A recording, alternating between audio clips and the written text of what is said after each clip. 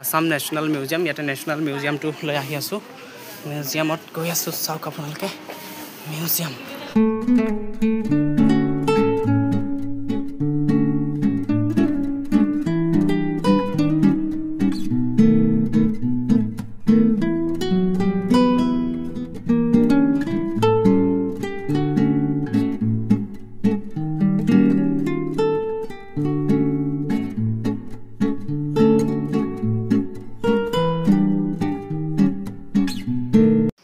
ইয়াতে এগৰাকী মিউজিয়ামৰ গাইডেন্স আছে সেই গাইডেন্স গৰাকীয়ে ইয়াত কিমানবোৰ সা সামগ্ৰী আছে সকলোবোৰ পুৰণি সা সামগ্ৰীৰ বিষয় তেওঁ ডিটেইলছত বুজাই দিব আহকচোন আমি ভিডিওটো আৰম্ভ কৰি দিওঁ আছে গাইডেন্স কাৰ্বিসকলৰ সিম্বল জংগলী আচন আৰু এয়া কেটেলাপহৰ কাইট চাওক আগতে তাত বাতি কৰিবলৈ ব্যৱহাৰ কৰিছিল আৰু এইটো এটা ধনেশ পক্ষীৰ ৰিয়েল হেড চাওক ধনেশ পক্ষীৰ এইটো ৰিয়েল হেড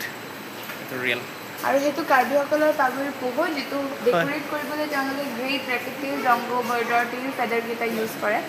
আৰু ওপৰত হেয়া কাপোৰ ৰাখাৰ যতন ৰখা হৈছে কাৰ্বিসকলৰ হাত মাৰ্জং আৰু হেতু এটা কেৰিয়াৰ হাত আৰু এইটা বংশী লাউ ফুলাৰে বনোৱা মদৰ পিয়লা এইটো পুৰা লাউ ফুলা অৰিজিনেল লাউ ফুলা নে হয় আৰু এফালে আছে কইনাৰ দুলা আগৰ দিনত দুলাখন চাওক হয় কইনাৰ দুলা বাইল বিবাহত ব্যৱহাৰ হোৱা বাবে ইয়াৰ আকাৰটো অলপমান সৰু আছিল আৰু ইয়াতে ৰাখা হৈছে আমাৰ ৰেইনকোট নাগালেণ্ডৰ কইনাক জনগোষ্ঠীৰ ৰেইনকোট আছিল নেকি কিটা হয় ৰেইনকোট চাওক আপোনালোকে আগৰ দিনৰ ৰেইনকোটবোৰ চাওক এতিয়া দিনৰ ৰেইনকোট কি আৰু আগৰ দিনৰবোৰ চাওক কিমান ধুনীয়া মাজৰ দুটা টুকুপাত গোটেইকেইটা ৰেইনকোট নে কিটা গোটেইকেইটা ৰেইনকোট চাওক কিহেৰে বনোৱা আছিলে ইকৰা সাইডৰ দুটা ইকৰা ঘাঁ আৰু মাজৰ কেইটা চকুপাত এইকেইটা হৈছে টকৌপাতৰ এই দুটা আৰু এইটো হৈছে ইকৰা ঘাঁহ আৰু সেইটো ইকৰা ঘাঁহৰ আৰু এইখন আমাৰ আহোমসকলৰ কেঁকুৰা দোলা আহোমসকলৰ কেঁকুৰা দোলা চাওক আহোমসকলৰ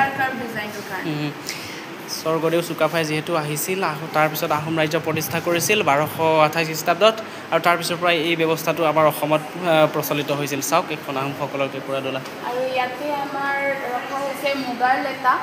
এৰি পলুৰ লেটা আৰু ৰঙা এৰি পলুৰ লেটা এইকেইটা গোটেইকেইটা মুগাৰে হয় আৰু এইটো মুগা এইটো এৰি এইটো ৰঙা এৰি আৰু ওপৰত আছে দুটাকৈ যতৰ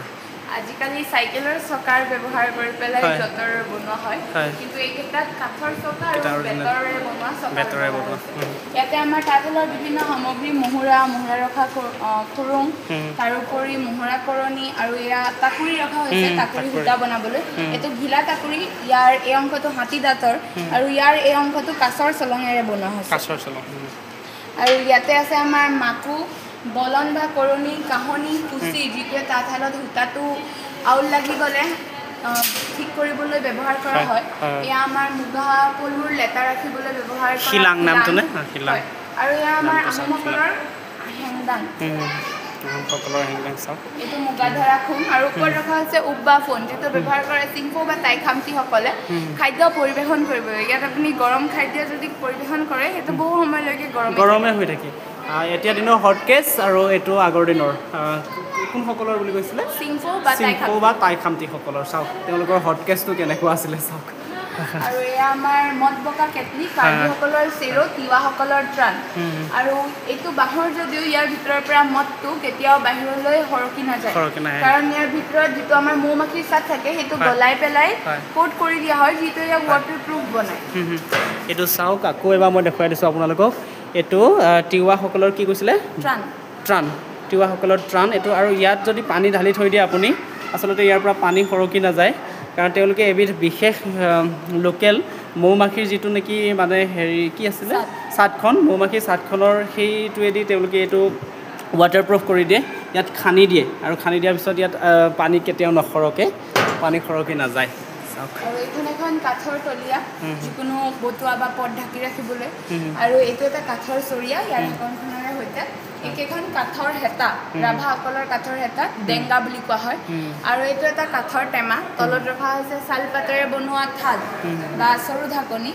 আৰু ইয়াতে আছে আমাৰ ৰুকনি কাঠেৰে বনোৱা ৰুকনি বাঁহৰ চাহ চেকনি ঘাটনি মাৰি ফু চুঙা আৰু ইয়াতে আছে জান্থি ৰাভাসকলৰ মদ চেকা চেকনি এইটো আপুনি যিটো চৰিয়াত বা যিটো যতনত আপুনি বিশেষকৈ ৰাইচ বিয়েৰটো বনাবলৈ চাউলখিনি ফাৰ্মেণ্ট কৰিব তাতে এনেকৈ দিলে ৰাইচটো বাহিৰত থাকিব মদটো ভিতৰত আহে তাৰপিছত আপোনাক লাগিব বেৰেক এইকেইটা বেৰেক ৰাভাসকলৰ মদ খোৱা যতন আৰু এইটো এনেদৰে ভৰাই পেলাই এইফালেৰে খোৱা হয় খাই দিয়ে এই পিছফালৰ কেইটা বেৰেক আৰু আগফালৰ কেইটা জুমাই বা লাও ঠাই এইকেইটা ডিমাচা বড়োসকলৰ আৰু এইখন এখন তুলাচনী এক পাল্লাৰ তুলাচনী ইয়াতে আপুনি চিন পাই যাব এইডালত মাৰ্কিং থাকে প্ৰথম সেই ৰছীডাল চিনত লগাব লাগে এইটো কিছু এনেকুৱা হৈ যায় তাৰপিছত আইটেমটো দিয়াৰ লগে লগে এইটো সমান হৈ আহি থাকিব আপুনি ৱেইটটো গম পাব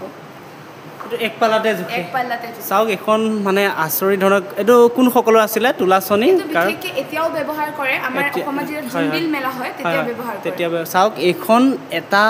মানে এখন পালা থকা তুলাচনী অসমীয়া তুলাচনী বুলি কোৱা হয় যিহেতু আমি কাটাৰ বুলি কওঁ মানে মেজাৰমেণ্টৰ কাৰণে জোখ মাখৰ এইখন চাওক এফালে দগা পাল্লা বুলি কওঁ যিহেতু আমি এফালে দিয়েই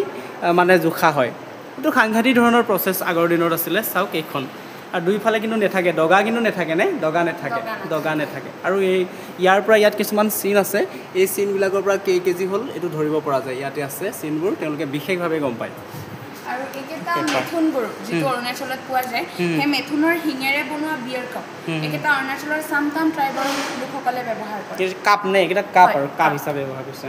আৰু এইটো লাও টুকুৰা আপুনি চিনি পাইছে এইটো নিমখ থ'বলৈ আগতে ব্যৱহাৰ কৰা হয় ওপৰত ৰখা হৈছে গাখীৰ খীৰাবলৈ আগতে ব্যৱহৃত কৰিয়া আৰু সেইখন আমাৰ ধোঁৱা চাং আৰু এইকেইটা ধোঁৱা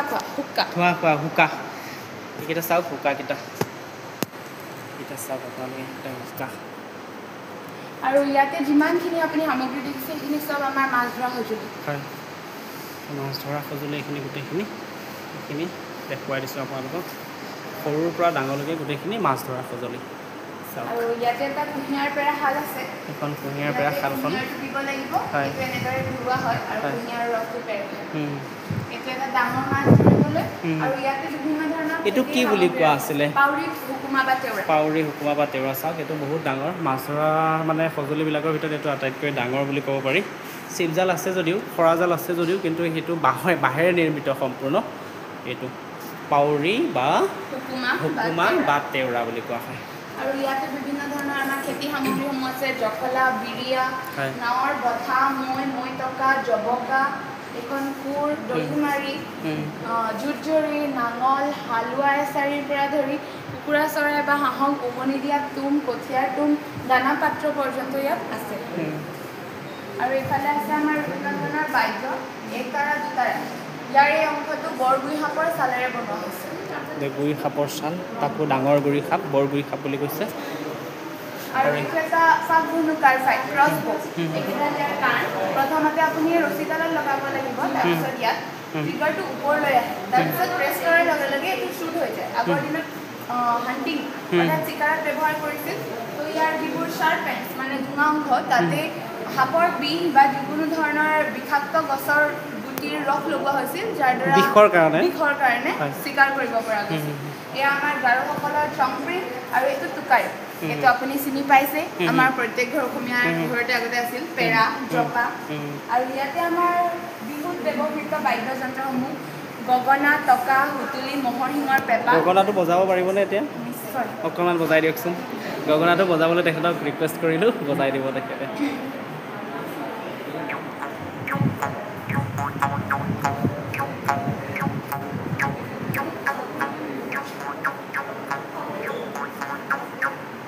থেংক ইউ গগনাটো তেখেতে বজাই শুনালে আপোনালোকক এইটো এটা ফান আগতে গাহৰি ভালু শিয়াল ধৰিবলৈ ব্যৱহাৰ কৰিছিল আৰু ইয়াতে আমাৰ অসমীয়াসকলৰ বিবাহত ব্যৱহৃত দুনৰি বা দলি ৰখা হৈছে এইটো গাৰোসকলৰ পাগুৰি খটক যিটো সজাবলৈ তেওঁলোকে ধনেশ পক্ষীৰ যিবোৰ পাখি থাকে সেয়া ব্যৱহাৰ কৰে আৰু এইকেইটা মেথুনৰে শিং এইকেইটা মিজোৰামত বজোৱা হয় এনেদৰে ফুংকি বুলি কয় এয়া মহাত্মা গান্ধীৰ তিনিটা বান্দৰ বান কাহি এইফালে আছে এইকেইটা বান্দৰ তিনিটা মানে তেখেতে বান্দৰ পুহিছিলে নেকি আচলতে এইটো তেওঁৰ এটা কনচেপ্ট আছে যিহেতু তেওঁ কৈছিল যে আমি বেয়া কথা ক'ব নালাগে বেয়া কথা শুনিব নালাগে বেয়া কথা চাব নালাগে আচলতে আপুনি যদি বেয়াটো কয় বেয়াটো শুনে বা বেয়াটো চায় তেতিয়া আপুনি বেয়াটোৰ বিষয়ে আলোচনা কৰে তেতিয়া আপুনি নিজৰ চৰিত্ৰটোত সেই বেয়া প্ৰভাৱটো পৰে এতেকে আমি বেয়াটো ক'ব নালাগে বেয়াটো চাব নালাগে আৰু বেয়াটো শুনিবও নালাগে সেইটো তেওঁ তিনিটা বান্দৰৰ দ্বাৰা উদাহৰণ দিছিলে চাওক এইকেইটা আমাৰ জাতিৰ পিতা মহাত্মা গান্ধীয়ে যিহেতু বান্দৰৰ পৰা তিনিটা বান্দৰৰ পৰা তেওঁ মানে যিটো তেওঁৰ আদৰ্শ আছিলে মানে হিংসা নকৰা আদৰ্শটো অহিংসাৰ সেই আদৰ্শটো তেওঁ এই তিনিটা বান্দৰৰ পৰাই লৈছিলে বেয়া কথা নোকোৱা বেয়া নোচোৱা আৰু বেয়া কাম নকৰা নে এই তিনিটা হয় এই তিনিটা বস্তু আৰু এইফালে এটা আমাৰ ৰিয়াসকলৰ ঘৰৰ মডেল ৰখা হৈছে এইটো আমাৰ সৰিয়হ পেৰা শালৰ এটা সৰু মডেল সৰিয়হ তেলৰ ধানি আৰু এইটো এটা অংশ আছিল কুঁহিয়াৰ পেৰা শালৰ এনেকুৱা দুডাল থাকে ইয়াত থিয় কৰি গৰুৰ সহায়ত ঘূৰাব লাগে মাজত কুঁহিয়াৰ দিয়ে এইফালে ৰসটো যায়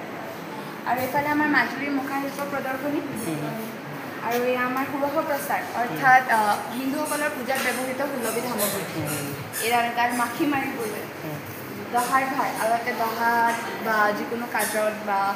মাংগলিক কাৰ্য হওক বা এনেকুৱা মৃতকৰ কাৰ্য হওক আমাৰ অসমত যিহেতু অৰ্থনৈতিক পৰিস্থিতি ভাল নাছিল এতেকে তেওঁলোকে যিবোৰ সম্বন্ধীয় মানুহ আছিল তেওঁলোকে সহায় হিচাপে নিজৰ সামৰ্থ্য অনুযায়ী বিভিন্ন ধৰণৰ খোৱাৰ বস্তু হওক যেনেকৈ পিঠাগুড়ি হওক চাউল হওক গুড় চেনি গাখীৰ দৈ সকলোবোৰ এনেকৈ ভাৰ বান্ধি লৈ গৈছিল গতিকে ইয়াত দহাৰ ভাৰ বুলি কোৱা হয় আৰু এইফালে আমাৰ খৰম পাদুকাসমূহ ৰখা হৈছে চেণ্ডেল এইবোৰ চাওক আগৰ দিনৰ চেণ্ডেলবোৰ বিভিন্ন ধৰণৰ চেণ্ডেল চাওক এইবোৰ আগৰ দিনৰ চেণ্ডেল আছিলে গোটেইবোৰ এইটো আমাৰ ঢেঁকীটো চাওক আচপেচ দিছ ইজ কল্ড এন আচপেচ ঢেঁকী যঁতৰটো আপোনালোকে জানেই এইটো যঁতৰ আৰু এইটো আমাৰ আহোমসকলৰ চিন নি আও খাম আৰু এইটো কাতি চাম তৈবোমা পূজাত ব্যৱহাৰ হয় তৈবোমা এক ধৰণৰ গংগা নদীৰ পূজা যিটো ৰিয়াং জনগোষ্ঠীয়ে কৰে ত্ৰিপুৰাৰ তেওঁলোক দ্বিতীয় বৃহৎ জনগোষ্ঠী কিন্তু আমাৰ অসমৰ আটাইতকৈ সৰু জনগোষ্ঠী আমাৰ অসমৰ মাত্ৰ দুটা ডিষ্ট্ৰিক্ট হাইলাকান্দি আৰু কৰিমগঞ্জত পোৱা যায় এই ষ্ট্ৰাকচাৰটোত তেওঁলোকে দায়ংখনৰ সহায়ত বলি দিয়ে নে কি বলি দিয়া আছিলে আগতে বিভিন্ন ধৰণৰ জন্তু খালি বলি দিয়ে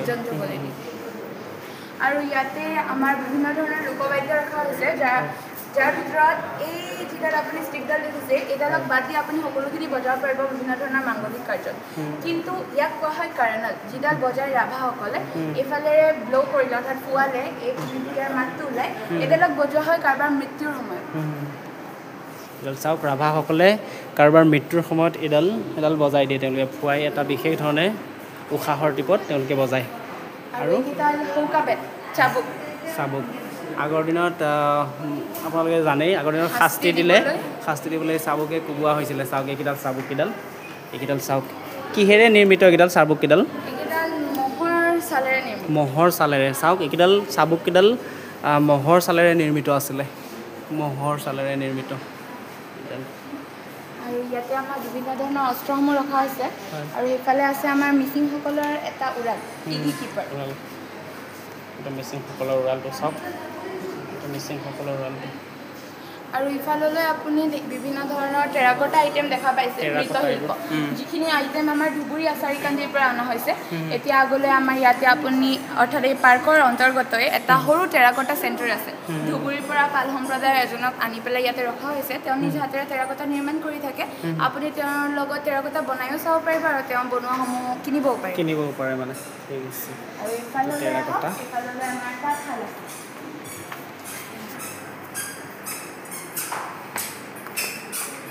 তাঁতশালৰ শিল্পলৈ আহি গ'লোঁ আমি এইখন আমাৰ ইয়াতে আপুনি দেখা পাব 4খন শাল আৰু এই 4খনকে ইয়াৰ সময়ৰ অৰ্থাৎ উন্নতমান পৰ্যায়লৈ গৈ থকা অৱস্থাত লগোৱা হৈছে এইখন আটাইতকৈ পুৰণি টেকনিক তাঁতশাল বোৱাৰ যিখনক কোৱা হয় কঁকাল শাল পূজা শালখন বৈ দিব এতিয়া চাওক শালখন বৈ দিছে চাওক চাওক আপোনালোকে কঁকালহাট এইখনক পাহাৰীয়া অঞ্চলত যিসকল থাকে পাহাৰীয়া জনগোষ্ঠীসমূহে যিসকলে বিশেষকৈ ঝুম খেতি কৰে এঠাইৰ পৰা আন ঠাইলৈ স্থানান্তৰ কৰি থাকিব লাগে তেওঁলোকে ব্যৱহাৰ কৰে কাৰণ এইখন এঠাইৰ পৰা আন ঠাইলৈ কঢ়িয়াই নিয়াটো তেনেই সহজ বাকীখনৰ তুলনাত এইডালৰ এই বেজডাল যিডাল আছে এইডালক নিজৰ কঁকাল অংশত পিন্ধিবলগীয়া বাবে এইখনক কঁকালহাট বুলি কোৱা হয় ইয়াতে তেওঁ এখন টেবল ৰানাৰ বনাই কঁকালশাল এখন দুবাৰ মৰাৰ চেষ্টা কৰিছে চ' ইয়াতে তেওঁ বৰ্তমান পৰ্যায়ত এখন শ্বল বনাই আছে স্কাৰ্ফ যিকেইখন টেবল ৰানাৰ বনাই সেইকেইখন কিছু এনেকুৱা দেখায় যাৰ আপোনালোকে অকল ফ্ৰণ্ট চাইডে ডিজাইন দেখা পাব মানে ফ্ৰণ্ট চাইডটো যিটো এইটো ইয়াৰ বেক চাইডে যদি আপোনালোকে চাই কোনো ধৰণৰ ডিজাইনৰ পেটাৰ্ণ নাথাকে কাৰণ ডাবল থ্ৰেড হেৰি কৰা হয় ইয়াৰ ওপৰৰ লেয়াৰটো ডিজাইন বনোৱা হয় কাপোৰ বনোৱা হয় তাৰপিছত ডাউন যিটো লেয়াৰ থাকে সেইটোৰে ইয়াক কভাৰ কৰা হয় আৰু আমি আগবাঢ়িম নাজানে আৰু এইখন তাৰ উন্নত পৰ্যায় যিখনক কোৱা হয় হাতশাল অসমীয়া শাল ইংলিছত কোৱা হয় থ্ৰ' শ্বটেল সেই নামটোৰ কাৰণ হৈছে ইয়াতে যিটো মাকুটো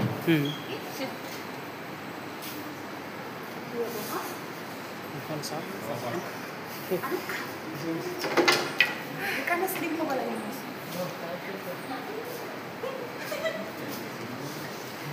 ইয়াত বহি যা ইয়াত নালাগো তই এণ্ড টু এণ্ড থ্ৰ' কৰিব হাতখন ইউজ কৰি মাকুটো আপুনি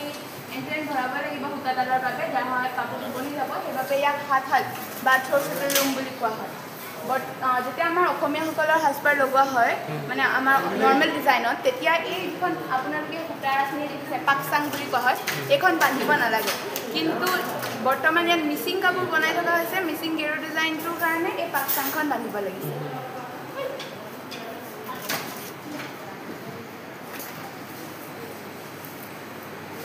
আৰু এইখন তাৰ উন্নত পৰ্যায় বেংগালী শ্বটেল লুম বুঢ়ামাকুটা ঠাইত বা ফ্লাই শ্বটেল লুম চ' আমি এইখন আমাৰ গাঁও এৰিয়াবোৰত বিশেষভাৱে দেখিয়ে থাকোঁ সচৰাচৰ আৰু আমি ভাবোঁ এইখন আমাৰ অসমীয়া শালে কিন্তু আচলতে সেই দুখনহে আমাৰ অসমত ইণ্ডিজিনিয়াছ এইখন আৰু সেইখন দুইখন ব্ৰিটিছাৰ্ছৰ ইনভেণ্টেড অৰ্থাৎ ব্ৰিটিছসকলে আৱিষ্কাৰ কৰে এইখন 1733 চনত ইংলেণ্ডত জন কে নামৰ এজন ব্যক্তিয়ে আৱিষ্কাৰ কৰিছিল এইখনক কোৱা হয় ফ্লাই শ্বটেল লুম কাৰণ ইয়াত যিটো মাকু থাকে সেইটো এই অংশটো মুভ কৰিলে নিজে নিজে এণ্ড টু এণ্ড মুভ হয় সেইকাৰণে বুঢ়ামাকুটা ঠাইত বা ফ্লাই শ্বটেল লুম বুলি কোৱা হয় এইখন চাওক এইখন ইংলেণ্ডৰ মানে ব্ৰিটিছসকলে ইনভেণ্ট কৰিছিলে এখন চাওক থ্ৰ' শ্বটেল লুম বুলি কোৱা হৈছে জন কি বুলি কৈছিলে নাম জন কেৰ এখন ইনভেণ্ট কৰিছিলে আচলতে আমাৰ অসমৰ অসমীয়া শাল এই দুখনহে এইখন আৰু সেই সিপালৰখন আৰু এইখন দেখাওক এতিয়া আমি ইয়াৰো উন্নত পৰ্যায়টো চাম এইখনৰ উন্নত হেতু জেকাৰ্ডহাল যিখন আমাৰ অসমৰ শুৱালকুছিত বিশেষকৈ পাট মুগাৰ কাপোৰৰ ওপৰত ডিজাইন তুলিবলৈ ব্যৱহাৰ কৰা হয় এইখনৰ আৱিষ্কাৰ হৈছিল 1804 চনত ফ্ৰান্সত জোচেফ মেৰী জেকাৰ্ড নামৰ এজন ব্যক্তিয়ে আৱিষ্কাৰ কৰিছিল ইয়াতে এই পাঞ্চ কাৰ্ড কেইখন আছে এইকেইখনেৰে আপোনাৰ ডিজাইন বনে ইয়াতে বাকী কেইখনত আপোনাৰ ফুল মাৰিডালেৰে এডাল এডালকৈ সূতা কাউণ্ট কৰি আপুনি তাত কালাৰ থ্ৰেডডাল দি ডিজাইন বনাব লাগিব কিন্তু এইখনত যেতিয়া এখন পাঞ্চ কাৰ্ড ইনচাৰ্ট হ'ব এই সূতাৰ বান্ডেলখিনিয়ে এনেকৈ তাত বাতি কৰি থোৱা সূতাখিনিক এটা গেপ ক্ৰিয়েট কৰি ডিজাইনটো ক্ৰিয়েট কৰিব তাতে আপুনি যিটো ৰঙীন সূতাৰে আপুনি কালাৰ মানে ডিজাইনটো বনাব বিচাৰিছে সেইডাল দি প্ৰেছ কৰিলে আপোনাৰ ডিজাইনটো বনি যাব আৰু এয়া মনিষা স্বপ্ন যিটো আগতে ব্যৱহাৰ কৰিছিল কাপোৰ ধুবলৈ চুলি ধুবলৈ তো এইটোক আপুনি কাপোৰটো বা সূতাটো কালাৰৰ কৰাৰ আগত চাফা কৰিবলৈ ব্যৱহাৰ কৰা হয় এয়া শিলিখা হালধি নীল পিঁয়াজৰ বাকলি লাহ এজাৰ সেন্দুৰী গছৰ গুটি নাৰ্জী ফুল জবা ফুল মঞ্জিষ্ঠালা মদাৰ আৰু এইটো পিটকৰিটো ব্যৱহাৰ কৰে কাপোৰত কালাৰ ফিক্স কৰিবলৈ আপুনি কালাৰ কৰি থকাৰ সময়ত অৰ্থাৎ কালাৰটো আপুনি কেনেকৈ কৰিব প্ৰথমতে মনিচালেৰে কাপোৰটো বা সূতাটো ধুলে তাৰপিছত আপুনি এয়া উতলাব যিকোনো এটা আইটেম উতলাব তাৰ পৰা কালাৰ ওলাব সেই উতলোৱাৰ পিছত আপুনি তাত অলপ পিটকৰি দি পেলাই সূতাটো বা কাপোৰটো দি দিলে পিছত আপুনি ধুলেও কাপোৰটোৰ পৰা কালাৰটো নাযায় কাপোৰটোত কালাৰটো ফিক্স হ'ব চাওক মনিচালৰ গুটি এইবোৰ আৰু এইফালে আছে ইন্দ্ৰজিৎ গগৈৰ এখন ফটো ইন্দ্ৰজিৎ গগৈ আমাৰ এই পাৰ্কতে কাম কৰিছিল কিন্তু 2018 চনত 22.5 বছৰ বয়সত তেওঁৰ কিডনি ফেইলিয়ৰৰ বাবে মৃত্যু হয় এতেকে তেওঁৰ স্মৃতি হিচাপে আমি এখন ফটো তেওঁ ইয়াতে ৰাখিছোঁ RIP ইন্দ্ৰজিৎ গগৈ ডাঙৰীয়া তেখেতে ইয়াতে তেওঁ তেখেতৰ কৰ্ম উদ্যোগ আগবঢ়াইছিলে তেখেতক ধন্যবাদ জনাইছোঁ RIP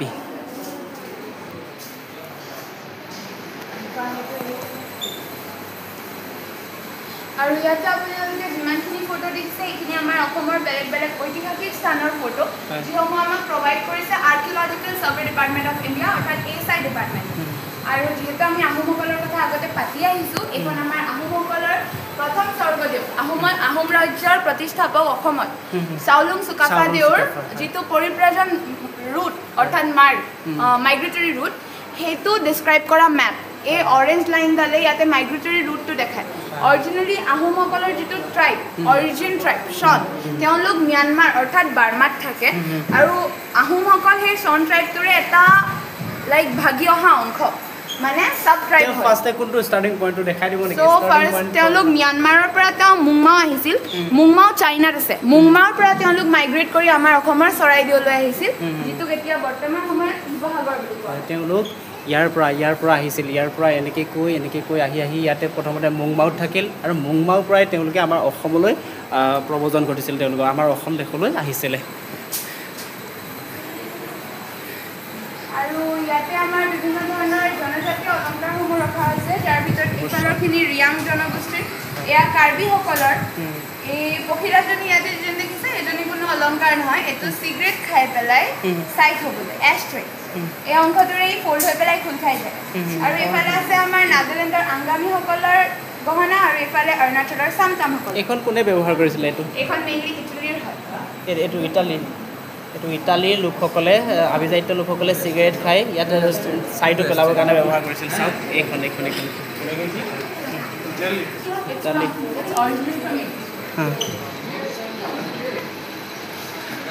আৰু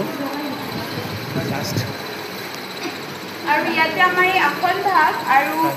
এই মেনুস্ক্ৰিপ্টখন আমাক মাজুলীৰ আউনীআটী সত্ৰৰ পৰা ডনেট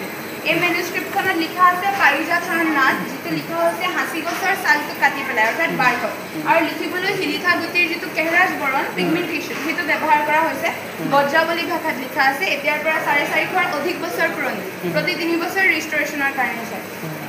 এইখন চাব পৰা যাব নেকি ফুলি চাব পৰা নাযায় ফুলি চাব পৰা যাব নেকি চাব পৰা নাযায় ছাৰ হাতেৰে চুলিটোত ফাংগাছ লগাৰ ৰিস্ক থাকে